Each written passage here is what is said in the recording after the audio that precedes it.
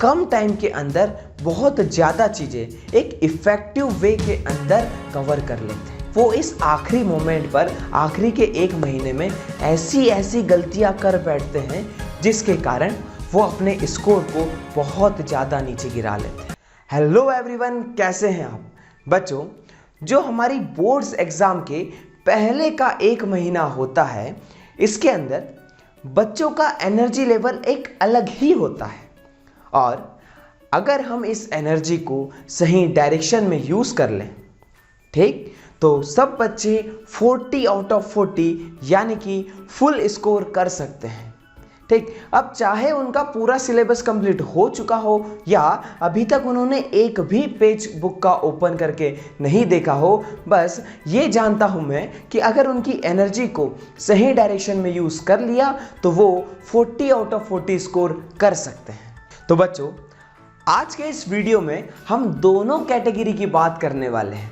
पहले, जिन्होंने अभी तक कुछ भी नहीं पढ़ा है या जिन्होंने अपनी अभी क्वार्टरली एग्ज़ाम को दिया है और उनको ये पता चल चुका है कि उनका अभी तक 1% भी सिलेबस कंप्लीट नहीं हुआ है या 20 to 30% सिलेबस कंप्लीट हुआ है।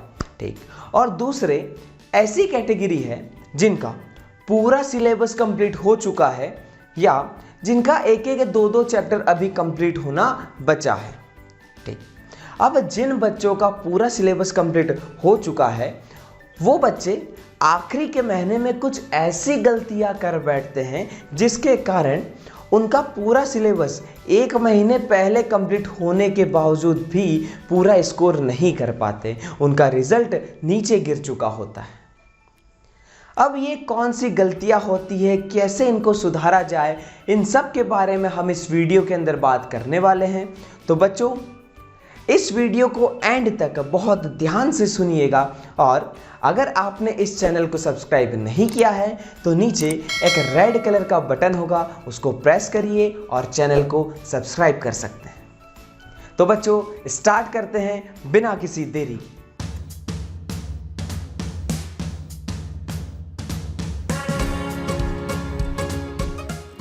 हेलो बच्चों, कैसे हैं आप? I am Anukul Patil and I wish कि आप सभी बहुत अच्छे होंगे। बच्चों, अभी हमारी बोर्ड एग्जाम के लिए सिर्फ 30 दिन बचे हुए हैं और इन 30 दिन के अंदर हमको स्मार्ट वर्क और हार्ड वर्क का ऐसा कॉम्बिनेशन बिठाना है कि हम हमारी बोर्ड एग्जाम के अंदर आसानी से 40 आउट ऑफ 40 स्कोर कर सकें। बच्चों, अभी बच्चों की जो रियल कंडीशन है उस पर अगर हम नज़र डालें तो उसमें कुछ ऐसे चीज़ें हमको देखने को मिल रही है कि उनके हर एक सब्जेक्ट के अंदर 1 से 2 चैप्टर फुल कंप्लीट हैं। क्या है? फुल कंप्लीट हैं। और फुल कंप्लीट का मतलब है कि उनकी एनसीईआरटी पूरी कंप्लीट है। ठीक, उन्होंने उन चैप्टर्स के एमसीक्यू भी सॉल्व कर रखे हैं। ठीक, एनसीईआरटी से मेरा मतलब एनसीईआरटी की रीडिंग, थ्योरी और सारे क्वेश्चंस उनके कंप्लीट हैं। ठीक, और उन्होंने कुछ न कुछ एमसीक्यू क्वेश्चंस भी सॉल्व करके रखे। अच्छा, कुछ चैप्टर्स उनके ऐसे हैं, मतलब 2 से 3 चैप्टर उनके ऐसे हैं जो पार्शियल कंप्लीट है। क्या है? पार्शियल कंप्लीट है। इसका मतलब कि या तो उनके कुछ टॉपिक्स कंप्लीट होंगे, ठीक, 1-2 टॉपिक कंप्लीट होंगे और 2-3 टॉपिक रिमेनिंग होंगे। ठीक है, ऐसा कुछ हालात उनके चल रहे होंगे। अच्छा, और उनके 2 से 3 टॉपिक ऐसे भी हैं जो अभी तक उन्होंने टच भी नहीं करे हैं। ठीक है, ये उनके पूरे कंप्लीट, ये उनके पार्शियल कंप्लीट और ये उन्होंने अभी तक टच नहीं किया है। ठीक, और ये सब चीज़ें बच्चों को पता है, लेकिन जब भी वो पढ़ने बैठते हैं तो उनके पास सबसे पहला सवाल आता है कि आज मैं क्या पढूं। और इस चीज़ को डिसाइड करते करते वो 30 से 35 मिनट, 1 घंटा निकाल देते हैं और उसके बाद सिर्फ 15 से 20 मिनट पढ़ते हैं और उनका मन पढ़ाई से उठ जाता है।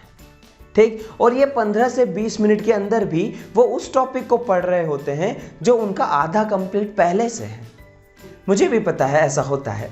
ठीक है, अच्छा, तो इस चीज़ को बच्चों कहते हैं रैंडम स्टडी और रैंडम स्टडी से किसी को भी कभी भी सफलता नहीं मिली है। अब हमें आखिरी के 30 दिनों के अंदर रैंडम स्टडी नहीं करना है, हमको करना है गोल ओरिएंटेड स्टडी। क्या करना है? Goal oriented study. अब ये गोल ओरिएंटेड स्टडी क्या कहती है कि भाई आपके पास हर एक दिन का अपना एक टारगेट होना चाहिए, एक चैलेंज होना चाहिए, और जब तक उस टारगेट को हम पूरा ना करें हमको सोना नहीं है। ठीक, हमारे पास हर एक दिन का टारगेट होना चाहिए। अब ये हर एक दिन का टारगेट हमको कौन बताएगा? कोई और नहीं आएगा बताने, हमको खुद को ये डिसाइड करना है कि मुझे आज के दिन क्या करना है। कब करेंगे डिसाइड? सुबह उठते से ही। ठीक, अब कैसे डिसाइड करना है इस चीज़ की जो प्रोसेस है ये मैं आपको बताता हूँ। ठीक है, चलिए क्या करना है हमको? सबसे पहले एक पेन और पेपर ले लो, एक पेन और पेपर ले लो। उसके अंदर क्या करो, हर एक सब्जेक्ट का एक पेज बनाना है। ठीक, हर एक सब्जेक्ट का एक पेज बनाना है। उसके अंदर ठीक हमारे जो चैप्टर्स है ना, हमारे जो चैप्टर हैं उसका नाम लिख लो।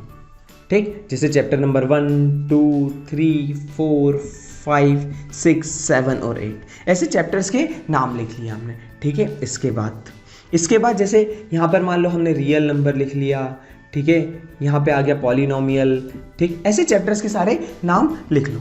अच्छा, ठीक, इसके बाद एक जो कॉलम बनाना है उसके अंदर हमको डालना है NCERT। ठीक है, NCERT। अब ये NCERT के अंदर क्या क्या चीज़ें होनी चाहिए? आपका पूरा का पूरा थ्योरेटिकल पार्ट होना चाहिए, साथ में आपके इन टेक्स्ट क्वेश्चन और एक्सरसाइज। ठीक है, तो सारे क्वेश्चंस में लिख देता हूँ, ये आपके NCERT के अंदर कंप्लीट होने चाहिए। अच्छा, अब जिस चैप्टर का आपका ये सारी चीज़ें कंप्लीट होगी। ठीक, अब NCERT अगर मैथ्स की बात है तो इन टेक्स्ट क्वेश्चन का मतलब सारे के सारे एग्जाम्पल्स। क्या हो गया इसका मतलब? सारे के सारे एग्जाम्पल्स। ठीक है, बहुत बढ़िया। ठीक, अब NCERT के साइड में एक और कॉलम बनाना है जिसके अंदर हमको लिखना है MCQ क्वेश्चंस। क्या लिखना है? MCQ question. अच्छा, अब इसके बाद हमारा पॉइंट आएगा जिसके अंदर हमको लिखना है रिवीजन। क्या लिखना है? रिवीजन।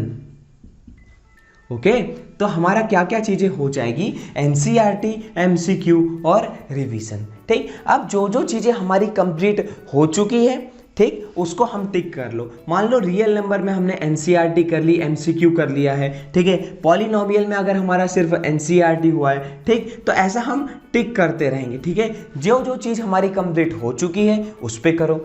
अब हर दिन सुबह हम जब उठेंगे तो हमको इस लिस्ट को देखना है। लिस्ट को देखते से ही हमको पता चल जाएगा कि मेरी कितनी मेहनत मैंने कर चुका हूँ और अब मुझे और कितनी मेहनत करनी है। अच्छा, जैसे मान लो कि आपके पास अब आ गया कि जो आपने पेयर ऑफ लीनियर इक्वेशन है, ये आपने अभी NCERT इसकी कंप्लीट नहीं करी है, तो अगले दिन हमको क्या करना है? पेयर ऑफ लीनियर इक्वेशन का एक टॉपिक उठाओ और उसको कंप्लीट करो। ठीक, अच्छा, ऐसा ही साइंस का भी हमको डिसाइड करना है, ऐसा ही हमको सोशल साइंस का भी डिसाइड करना है। ठीक है, हर एक सब्जेक्ट का हमको इसी तरह से पढ़ना है। और ये डिसाइड कब करेंगे? जैसे ही हम सुबह से उठे, सबसे पहले इस कागज़ के पास जाओ, इस पेज के पास जाओ और इस पेज में देखो कि भाई मेरी क्या क्या चीज़ें कंप्लीट हो चुकी है, क्या क्या चीज़ें मेरी कंप्लीट होना बची है। ठीक, अब जो कंप्लीट होना बची है उस चीज़ का एक टॉपिक उठा लो और उसको पढ़ लो। इससे क्या होगा? अगले 20 दिन के अंदर आपका पूरा का पूरा ये कॉलम फिल हो जाएगा, साथ में ये कॉलम भी फिल हो जाएगा। ठीक, 20 दिन के अंदर इसके अंदर इसमें से मैक्सिमम पार्ट हमारा ये भी कवर हो जाएगा। कुछ बचेगा, उसका टेंशन नहीं लेना, कुछ पार्ट बचेगा। अच्छा, उसके बाद जो 10 दिन बचेंगे ना, उसमें हमको क्या करना है? यहाँ पर एक और डालना है और उसमें हम लिख देंगे सैंपल पेपर। क्या लिख देंगे? Sample paper. ठीक, अब बात आती है कि बच्चे यहाँ पर सबसे बड़ी मिस्टेक जो कर बैठते हैं वो ये होता है कि वो एक दिन के अंदर मान लो मैथमेटिक्स उठाया ना तो पूरे के पूरे मैथ्स के पीछे पड़ जाते हैं और पूरे दिन भर मैथ्स पढ़ने लग जाते हैं। ठीक है, जैसे उन्होंने पेयर ऑफ लीनियर इक्वेशन उठाया तो मैंने क्या कहा? इसका एक टॉपिक उठाना है, लेकिन वो क्या करते हैं? पूरे के पूरे चैप्टर को उठाते हैं और दिन भर मैथमेटिक्स को पढ़ने लग जाते हैं। और ये सबसे गलत अप्रोच है। हमको क्या करना है, सिंपली इस चैप्टर का, ठीक है, एक टॉपिक उठा के उसको कंप्लीट करना है बस। अब कुछ बच्चे अभी भी ऐसे हैं जिन्होंने अभी किताब भी खोलकर नहीं देखी, ना ही उनके पास नोट्स हैं, ना ही एमसीक्यू क्वेश्चन है, ना ही सैंपल पेपर है। तो ऐसे बच्चों का क्या? तो बच्चों, आपको घबराना बिल्कुल नहीं है, आपको घबराना बिल्कुल नहीं है। हम यहाँ पर आपके लिए, ठीक है, सारे लेक्चर्स लेकर आएंगे, नोट्स भी लेकर आएंगे, एमसीक्यू क्वेश्चन भी प्रोवाइड कराएंगे और सब कुछ 30 दिन के अंदर हो जाएगा, ठीक है। साथ में हम, आप और हम दोनों मिलकर यहाँ पर सैंपल पेपर भी सॉल्व कर रहे होंगे, ठीक है। अब ये लड़ाई सिर्फ आपकी नहीं है, आप और हम दोनों मिलकर 40 में से 40 नंबर लेकर आएंगे, ठीक है बच्चों। अब यहाँ पर बच्चे एक और बड़ी मिस्टेक कर बैठते हैं कि आखिरी के 30 दिन बचे हैं, उनके पास एक प्रेशर होता है कि हमको पूरा सिलेबस भी कंप्लीट करना है। इसके लिए वो क्या करते हैं कि कंटिन्यूअसली 3 से 4 घंटे की पढ़ाई करने का शेड्यूल बना लेते हैं और इसके कारण उनका क्या हाल होता है कि उनका कंसंट्रेशन बहुत ज़्यादा नीचे गिर जाता है। और जब कंसंट्रेशन नीचे गिरता है तो क्या होता है, जो चीज़ हम आधे घंटे के अंदर पढ़ सकते हैं उसको पढ़ने के लिए हमको 2 से 3 घंटे लग जाते हैं, ठीक। तो हमको यहाँ पर क्या फॉलो करना है, हमको फॉलो करना है पोमोडोरो टेक्निक को। ये टेक्निक बहुत ही सिंपल है और बहुत ही आसान है।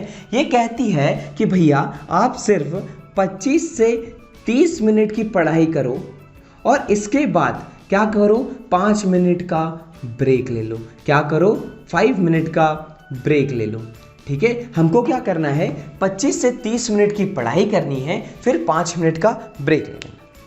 अब ये ब्रेक सिर्फ 5 मिनट का होना चाहिए, ठीक है, सिर्फ 5 मिनट का होना चाहिए। और इस ब्रेक के अंदर, ठीक, हमको पढ़ाई से रिलेटेड एक भी काम नहीं करना है। हमको क्या करना है, कोई एक्सरसाइज कर लो, कुछ हेल्दी फ्रूट्स खा लो, ऐसी चीज़ें करना है, ठीक।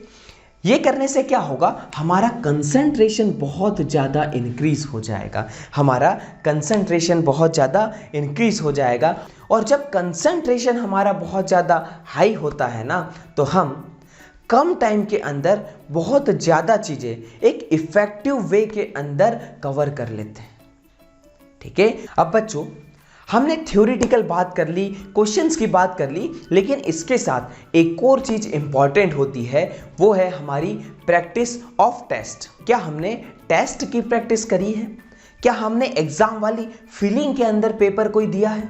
अगर नहीं दिया है तो ये वक्त उसी चीज़ का है, ठीक। अब भी हमारे पास 2 तरह के बच्चे हैं, ठीक। एक का सिलेबस कंप्लीट हो चुका है, एक का सिलेबस कुछ भी नहीं हुआ है। तो सबसे पहले जिन बच्चों का सिलेबस कंप्लीट हो चुका है उनको क्या करना है, आप मार्केट में बहुत सारी बुक्स अवेलेबल हैं जहां पर सैंपल पेपर आपको मिल जाएगा। उनके सैंपल पेपर लो और 90 मिनट्स के अंदर उन सैंपल पेपर को सॉल्व करो। बच्चों, सैंपल पेपर लगाने से ज़्यादा इंपॉर्टेंट चीज़ है उस पेपर को एनालाइज करना।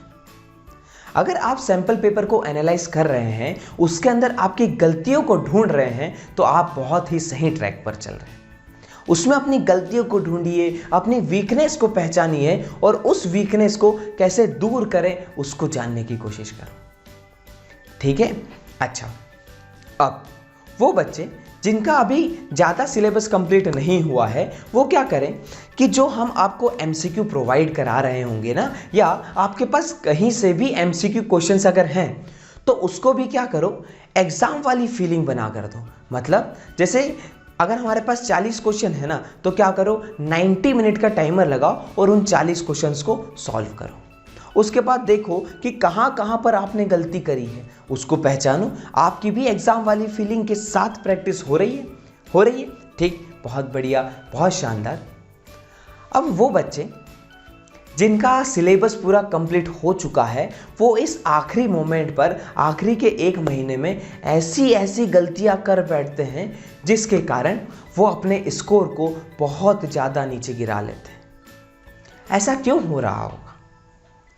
बच्चे क्या करते हैं, जब उनका सिलेबस 1 से 2 महीने पहले कंप्लीट होता है ना, तो वो बहुत ज़्यादा ओवर कॉन्फिडेंट हो जाते हैं और अपनी पढ़ाई के अंदर ढील दे देते हैं, ठीक है। समझ में आ रहा है? अपनी पढ़ाई के अंदर ढील दे देते हैं, सैंपल पेपर्स को कैजुअली ले लेते हैं। क्या करते हैं, नॉर्मली कोई टाइम बाउंडेशन कुछ नहीं करते, बस क्वेश्चंस देखते हैं, उसका सॉल्यूशन पलटा के देखते हैं, फिर क्वेश्चन देखते हैं। ऐसा सैंपल पेपर सॉल्व करके कोई भी फायदा नहीं होने वाला। ठीक है, सैंपल पेपर अगर आपको लगाना है तो एकदम प्रॉपर वे में लगाना चाहिए। ठीक है, 90 मिनट्स का टाइमर लो, फिर सैंपल पेपर लगाओ। अगर आप ऐसा नहीं कर रहे हैं तो आपने जो पूरे 5 से 6 महीने मेहनत करी है ना, ये पूरी की पूरी बर्बाद हो जाएगी, कोई फायदा नहीं निकलेगा उसका। ठीक है, ये सच बात है, इसलिए मैं आपको बता रहा हूं। ठीक, सो बच्चों, आई होप कि आपको ये वीडियो पसंद आया होगा। So please like, share and subscribe our channel.